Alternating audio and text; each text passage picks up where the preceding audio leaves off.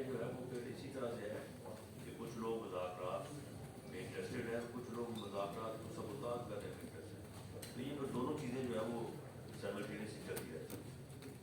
اللہ نور صاحب مشرق T V. Rana صاحب آپ نے بات کی کہ ٹی ٹی پی کو افغانستان میں مطلب سہولت میسر ہے، تو افغانستان کی جو موجودہ حکومت ہے، طالبانوں کی حکومت ہے، انہوں نے یہ وعدہ کیا تھا کہ ہماری زمین ہے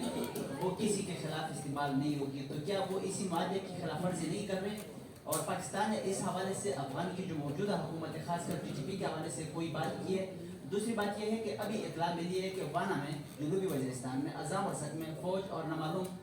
مسلح ملزمانوں کے درمیان فائرنگ ہوئی ہے جس میں ایک شخص جاں بحق ہوا ہے، تو جو وانا کے مختلف پولیس تھانے ہیں وہ بھی خالی کر چکے ہیں، پولیس جا چکی ہے، مطلب حالات یہ کس طرف جا رہے ہیں؟ دیکھیں اس پہ جہاں تک افغان حکومت کا تعلق ہے، دیکھیں یہ ان کا وعدہ صرف ہمارے لیے نہیں ہے، ان کا وعدہ پوری دنیا سے ہے۔ انہوں نے پوری دنیا کے ساتھ یہ وعدہ کیا تھا کہ افغانستان کی سرزمین جو ہے وہ کسی دہشت گردی کے لیے استعمال نہیں ہوگی،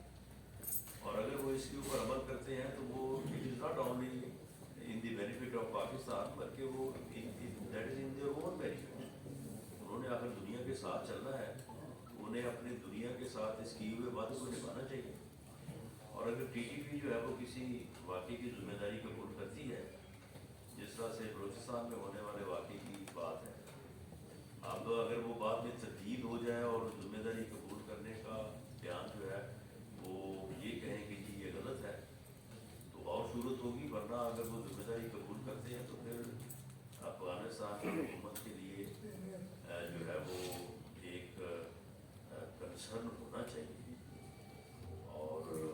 ہم بھی ان سے بات کریں گے اور ان کے لیے بھی ایک کنسرن ہونا چاہیے، کیونکہ ٹی ٹی پی جو ہے اگر وہاں پہ موجود ہے اور یہاں پہ آ کے دہشت گردی کرتی ہے تو پھر